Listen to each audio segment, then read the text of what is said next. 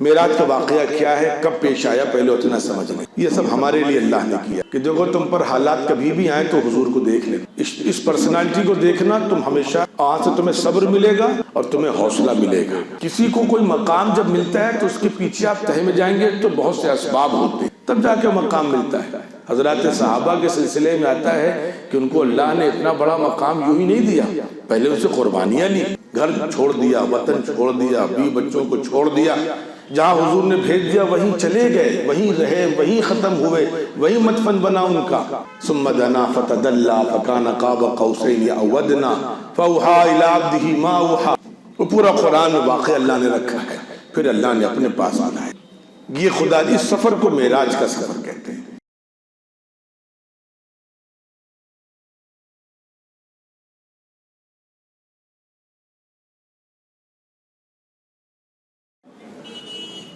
محمد وآلہ وصحبہ اجمعین ومن تبعهم بإحسان إلى يوم الدین، اما بعد۔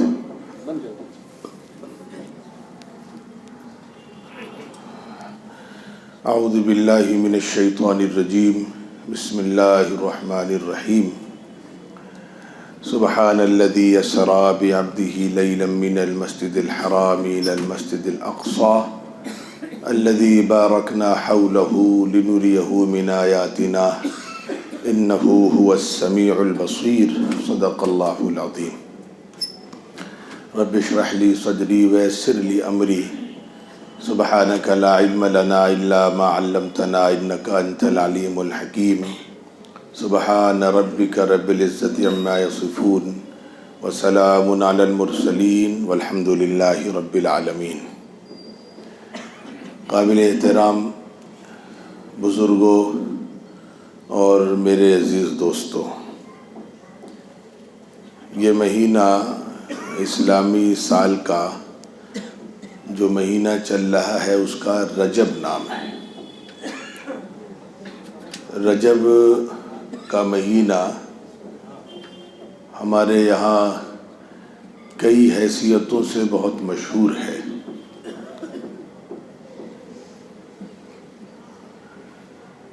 بعض چیزیں ایسی ہیں جن کا تعلق شریعت سے ہے اور بعض چیزیں ایسی جن کا تعلق خرافات سے ہے۔ میں کوشش کروں گا کہ شریعت سے جن چیزوں کا تعلق ہے وہ چند باتیں آپ کی خدمت میں آ جائیں۔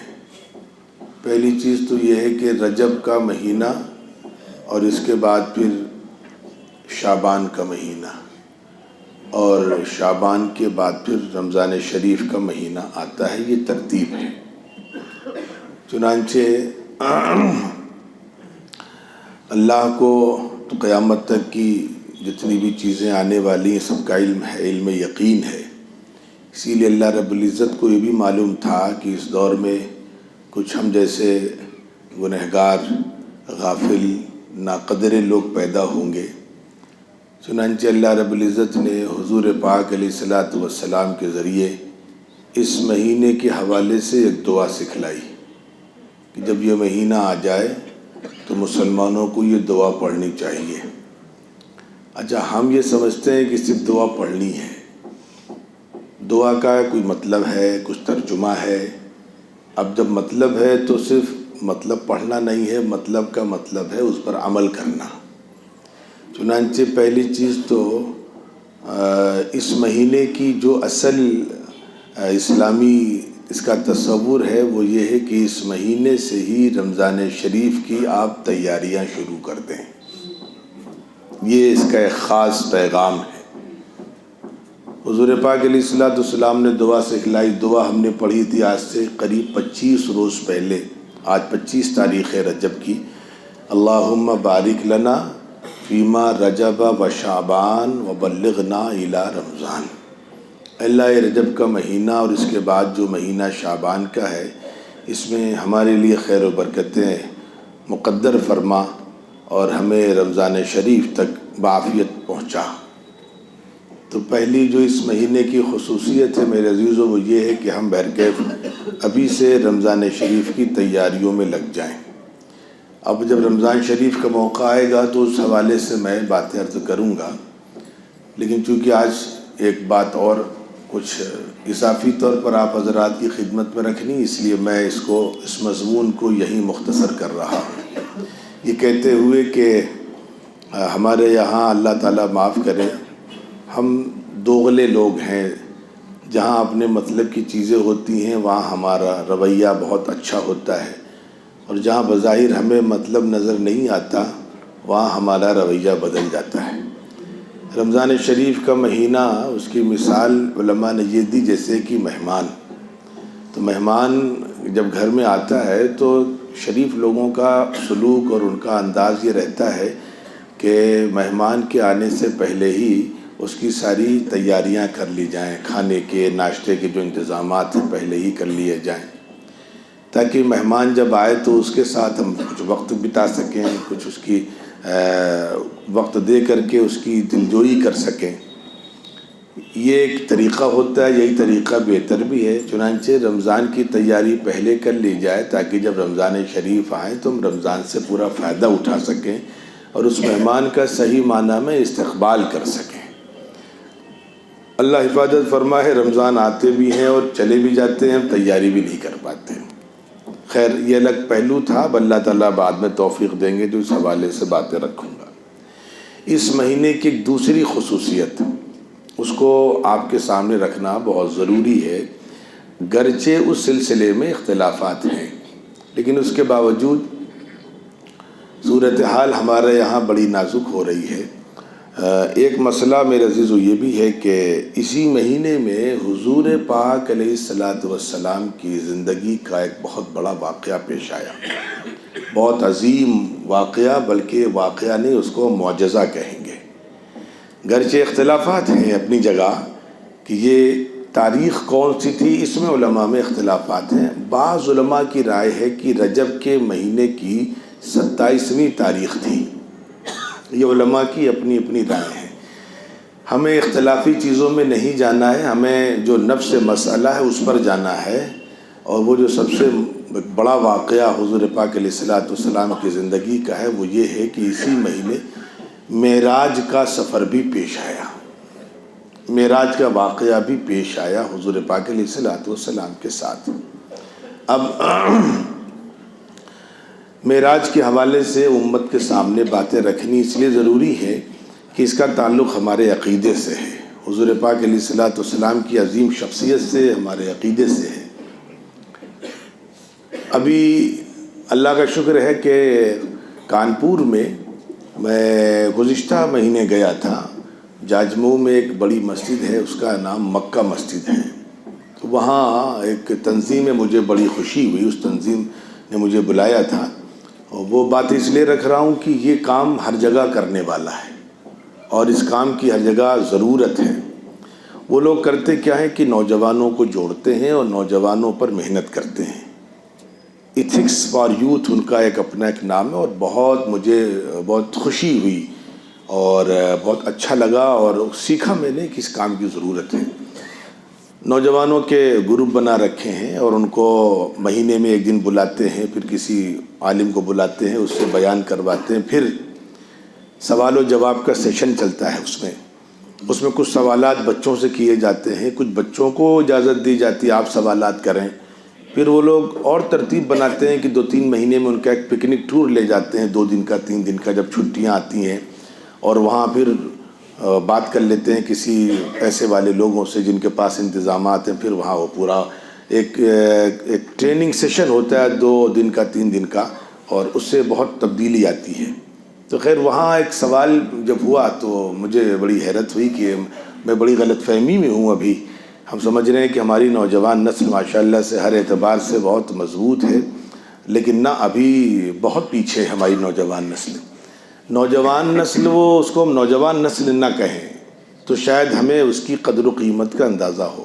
ہم اس کو نوجوان بچے، لڑکے، یہ سب کہہ کر کے جو اصل ایک پیغام ہے کہیں پیچھے رہ جاتا ہے۔ وہ نوجوان نہیں ہے، وہ ہمارا مستقبل ہے، وہ مسلمانوں کا کل ہے، وہ ایک، اگر ہم باپ ہیں تو اس حیثیت میں ہمارے گھر کی عزت ہے، ہم نے جو محنت کی ہے اس کے بعد ہمارا گھر، ہمارا خاندان، ہمارا کاروبار کس رخ پر جائے گا یہ ان کے ہاتھ میں ہے۔ ہم سے جتنا ہو سکا ہم کر چکے، اب انہیں آگے باغ ڈور سنبھالنی ہے۔ نسلوں کو دیندار بنانا ہے یا دنیا دار بنانا ہے، شرافت کے راستے پر چلنا ہے یا گمراہی کے راستے پر چلنا ہے، یہ سب انہی کے ہاتھ میں ہے۔ تو ان کو ہم یہ کہیں کہ یہ ہمارا مستقبل ہے۔ معراج پر خیر میں کوشش کرتا ہوں ہر سال اس موقع پر آپ کے سامنے یہ باتیں رکھوں، لیکن وہاں جو ایک واقعہ پیش آیا وہ یہ کہ ایک بچہ غالباً 11ویں کلاس کا اور شاید کانپور میں ڈی پی ایس اسکول کا پڑھنے والا بچہ، بہت ہی شریف خاندان کا، اور ڈی پی ایس میں پڑھنے والا بچہ آپ سمجھ لیجئے کہ پیسے والا ہوگا، اور اس کے باپ نمازی اور باقی اور گھر کے لوگ جو باتیں بتائے گئے بڑے دیندار ماشاءاللہ سے۔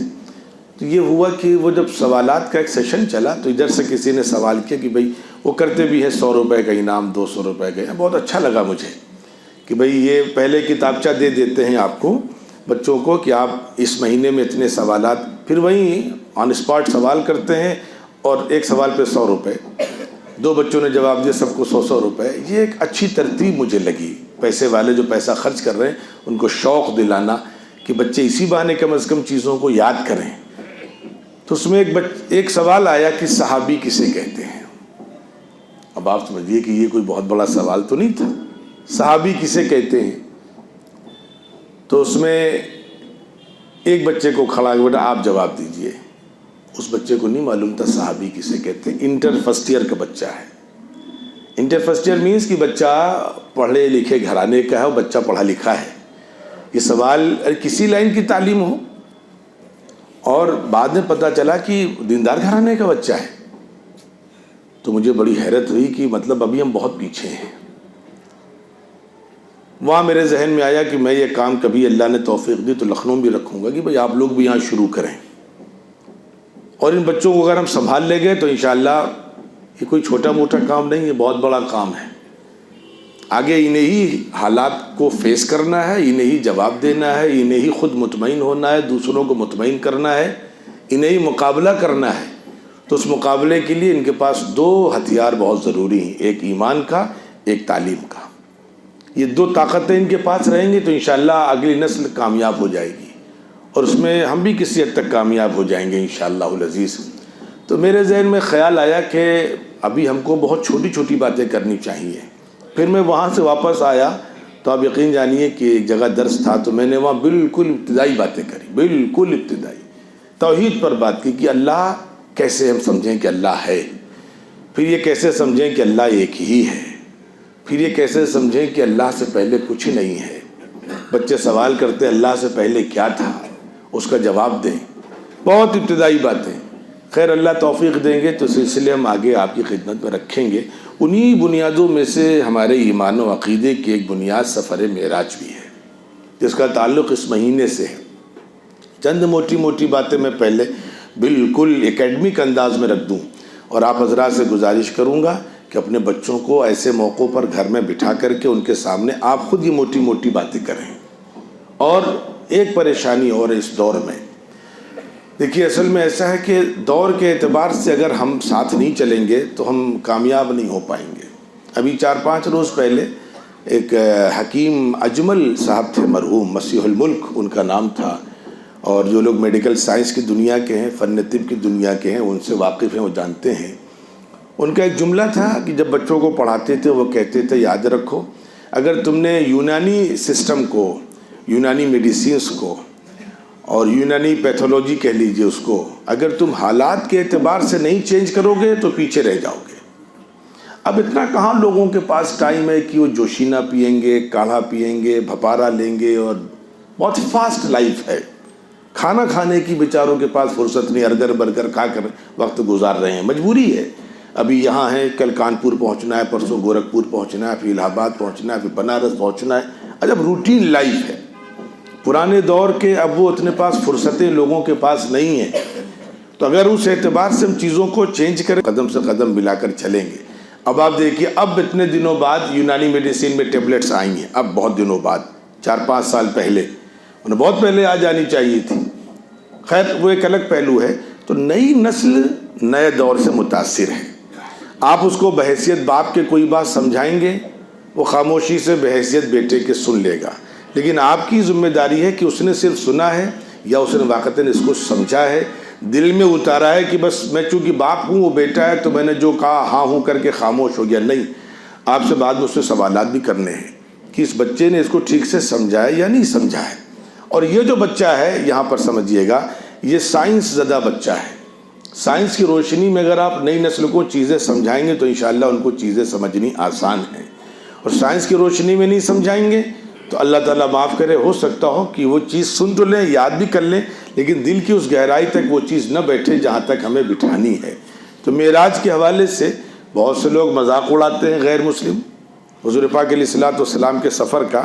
میں چونکہ اس پر عیسائیوں نے بھی کچھ اعتراض کیا تھا، اور اس دور میں کچھ غیر مسلموں نے، کفار مکہ نے اعتراض کیا تھا، وہ چند باتیں عرض کر دیتا ہوں۔ حضور پاک علیہ الصلوۃ والسلام، وہ لمبی داستان ہے، معراج پر آپ بات کرنے بیٹھیں گے تو کئی ہفتے چاہیے، اللہ جو توفیق دے گا ہم انشاءاللہ باتیں کریں گے۔ معراج کا واقعہ کیا ہے، کب پیش آیا، پہلے اتنا سمجھ لیں۔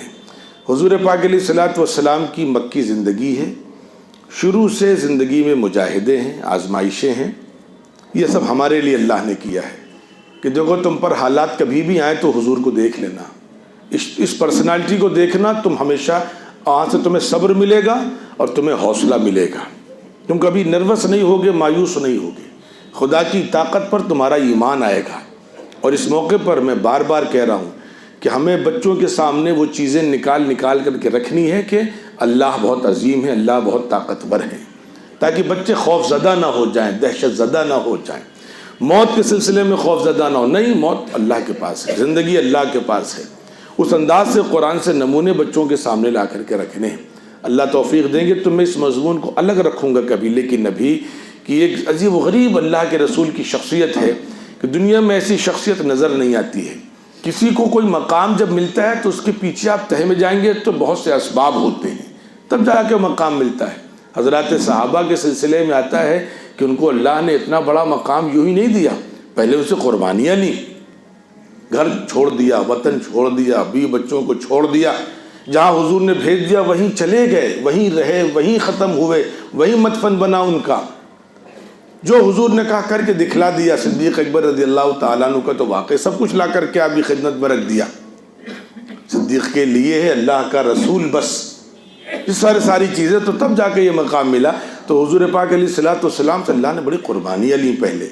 اب آزمائشیں اور حالات دیکھیں، مجھے چونکہ وہ تفصیل مضمون کو پھیلانا نہیں ہے، آپ تصور کریں کہ ایک انسان جو پیغمبر بنا اور امام الانبیاء بنا، اور کیسے بنا میں بعد میں رکھ رہا ہوں، کن حالات سے گزرا۔ دنیا میں آنے سے پہلے باپ چلے گئے، دنیا میں آنے کے کچھ دنوں بعد ماں کا انتقال ہو گیا، اور آپ تصور کریے ماں کا انتقال کہاں ہو رہا ہے، سفر میں ہو رہا ہے، راستے میں۔ مدینے سے وہ ایک 5 سال 6 سال کا چھوٹا سا بچہ، ابھی نبی نہیں ہے، چھوٹے سے بچے ہیں۔ آپ تصور کریے کن کن حالات سے اللہ نے گزارا تاکہ مضبوطی آ جائے، اور ہم جیسے بیوقوفوں کے لیے، کمزور حوصلوں والوں کے لیے یہ نمونہ سامنے رہے۔ واپس آ رہے ہیں، اماں ساتھ میں، اور بعض روایتوں میں کہ یہ خادمہ ہے ان کی ماں کی، یہ خالہ ہیں، راستے میں انتقال ہو رہا ہے۔ آپ تصور کریے ایک 6 سال کا بچہ، 5 سال کا بچہ راستے میں اپنی ماں کی قبر کھود رہا ہے، ویرانے میں کوئی نہیں ہے، اور اپنی ماں کو دفن کر رہا ہے۔ کن حالات سے گزرے ہیں۔ پھر مکے پہنچتے ہیں، دادا اور پریشان ہو جاتے ہیں کہ باپ پہلے چلا گیا تو ماں بھی چلی گئی، اب دادا کی محبت اور بڑھ جاتی ہے، لیکن چند دنوں بعد دادا بھی چلے جاتے ہیں، اب چچا سنبھالتے ہیں۔ پھر بھر کے نبوت کا سلسلہ شروع ہوتا ہے، حالات مستقل ہیں، نبوت کا کام شروع کیا، ساری دنیا دشمن ہو گئی، لیکن ایک چچا ابو طالب ہے، مکے قریش کے سردار، اس لیے کوئی زیادہ ہمت نہیں کر پا رہا نقصان پہنچانے کے لیے۔ اتفاق سے میں بہت شارٹ کر کے کہہ رہا ہوں، وقت آتا ہے کہ ابو طالب دنیا سے چلے جاتے ہیں، اور اسی سال ان کی چہیتی بیوی اماں خدیجہ رضی اللہ تعالی عنہا بھی دنیا سے چلی جاتی ہیں۔ اب بہت پریشان مکے میں لوگوں نے وہاں پریشان کرنا شروع کر دیا، مجبور کر دیا یہاں سے نکل جائیے، ہجرت پر مجبور کر دیا۔ تو پہلی ہجرت طائف کی طرف کی کہ شاید وہاں کچھ سہارا مل جائے۔ پھر طائف میں جو لوگوں نے سلوک کیا ہے کہ خون تک نکال دیے، اور وہ جو جوتے تھے نالین مبارک وہ خون سے بھر گئے، حضرت زید ان کو باغ میں لے کر کے آئے۔ خیر وہ الگ داستان ہے، وہاں پر عجب عالم ہے۔ اللہ سے دعائیں کر رہے ہیں کہ اللہ میں کہاں، مجھے کس کے حوالے کر دیا ہے آپ نے، ایک جگہ دنیا میں ایسی نہیں جہاں سکون مل سکے حضور پاک علیہ الصلوۃ والسلام کو. مکے واپس نہیں جا سکتے ابھی. پھر خیر مکے واپس آئے تو پہلے ایک مطعم بن عدی غالباً وہ کافر تھا لیکن اس سے ملاقات کی، بات کی، ایک کو تفصیل ہے، اس نے ضمانت لی اور یہ بھی اس نے کہا کہ ٹھیک ہے تم مکے چلے جاؤ. انہوں نے کہا نہیں میں مکے ایسے واپس نہیں جاؤں گا، خدا نہ خواستہ کوئی حملہ کر دے، تم مجھے لے کر کے چلو مکے. وہ اپنے 6 بیٹوں کو لے کر کے آتا ہے اور حضور پاک علیہ الصلوۃ والسلام کو لے کر کے جاتا ہے اور وہاں پر حرم شریف میں کھڑے ہو کر کہتا ہے کہ یہ میری زمان میں ہے محمد، اگر کسی نے انہیں تکلیف پہنچائی تو میں اس سے انتقام لوں گا. اب پھر مکے میں آئے مجبوراً، کچھ دن رہے، پھر بہر کے بعد میں مدینے کی طرف ہجرت فرمائی. حالات سے گھرے ہوئے ہیں. ان حالات میں اللہ رب العزت نے اپنے پاس بلایا اپنی خصوصی ملاقات کے لیے. جو اپنے پاس آسمانوں میں بلایا ہے، سدرۃ المنتہا ایک جگہ، وہاں تک جبرائیل امی ساتھ میں گئے اور پھر اس کے بعد جبرائیل امی نے کہا کہ نہیں آگے مجھے جانے کی اجازت نہیں ہے. ثم دنا فتدلى فكان قاب قوسين او ادنى فاوحى الى عبده ما اوحى. وہ پورا قرآن میں واقع اللہ نے رکھا ہے. پھر اللہ نے اپنے پاس بلایا. یہ خدا اس سفر کو معراج کا سفر کہتے ہیں. جب حالات چاروں طرف سے آئے اور دنیا میں جو سہارے تھے وہ سہارے ٹوٹ چکے، اب کوئی تسلی دینے والا نہیں رہا، کوئی ساتھ دینے والا نہیں رہا. اس موقع پر اللہ رب العزت نے حضور پاک علیہ الصلوۃ والسلام کو اپنے پاس بلایا. اب اس میں 2 حصے ہیں. ایک حصہ ہے کہ حضور پاک علیہ الصلوۃ والسلام حرم شریف میں لیٹے ہوئے ہیں، وہاں سے آپ کو لے جایا گیا بیت المقدس اور روحانی طور پر تمام پیغمبروں کی ارواحوں کو جمع کیا گیا اور جبرائیل امی تشریف لائے. حضور پاک علیہ الصلوۃ والسلام سے فرمایا آپ امامت فرمائیں. وہاں پر آپ نے تمام پیغمبروں کی امامت فرمائی.